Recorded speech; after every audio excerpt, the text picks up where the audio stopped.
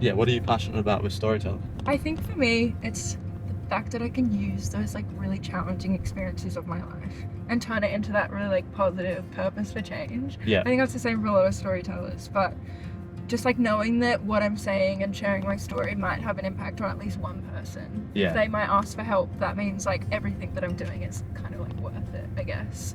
And yeah. it's so nice that batyr kind of gives that platform to do so. That's so unique, I guess. Yeah, no, I completely get that. One of the things that I do when I do a speech at schools is I focus on one person. Maybe not even a person in the crowd, but like Yeah. a figment of my imagination, someone to Yeah. kind of preach my story to, and it becomes less about doing a good job or having like anxiety about doing a story. It's more about doing service to that one person. No, exactly. And it's so nice when people come up afterwards and like, Yeah. I'm going through that. Like that makes literally all the difference. Oh, it's the it makes best. it so worth it. Even just seeing the messages on the feedback form, and hearing about them, yeah, So it can be so sweet. Yeah, exactly. What do you think it is about storytelling that's so powerful? Like what makes batyr different to what other people are doing, I guess? I think storytelling specifically is powerful because it breaks that barrier between this is not something I go through, and it puts that person, it allows the people listening to put themselves in the shoe of the person going through whatever the mental ill health is or have gone through in the past. And for myself, a big reason for why I did the storytelling is because I see myself as like a role model to the sporty young male, Yeah. which mental health isn't really talked about on a day-to-day setting Yeah. in that kind of group, let alone at all. Yeah. So that's why I think storytelling is so important. And so what's important about it coming from young people? I think it's easier for young people to connect with other young people in terms of like a generational thing. Like they've been through very similar things that you're going through now. And with our batyr storytellers, particularly for like the back end of high school, like 17, 18-year-olds, they're really not that much older. Yeah. And it's so easy to connect and see that light at the end of the tunnel for someone that is a similar age to you, I guess.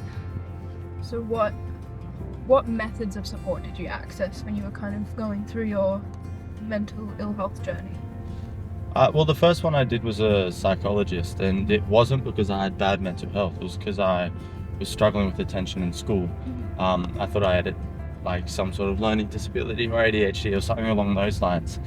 And I went into this doctor's office, and after the initial testing, he came to me and said, "Look, I don't think a learning disability is what I'm worried about. I think you have anxiety."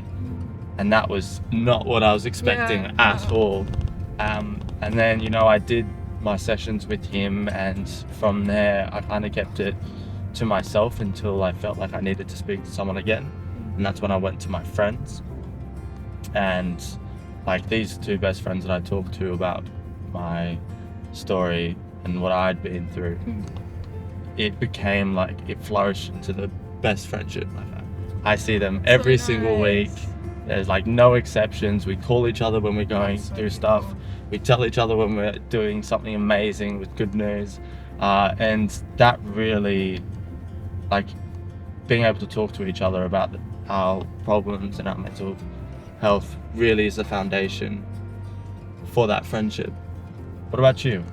I think my support similar in kind of accessing professional mental health, so like seeing the GP and accessing different psychologists. It took kind of like a couple of tries with different ones, but I did find one that was really good and really effective, and that was like cognitive behavioral therapy, so like CBT. Other than that, when I reached like a crisis point in my mental health, I did access like the emergency service at the hospital, which I was really scared to do, but it was so like helpful, and they were so kind when I was there. But yeah, that in that realm of like professional mental health, but in more like everyday, definitely leaning on like my family and friends there. I'm very grateful to have such a good support system there and have people who are so supportive of me on not only the good days but the bad days as well. So Yeah. similar to your situation with friendship as well. Yeah. absolutely.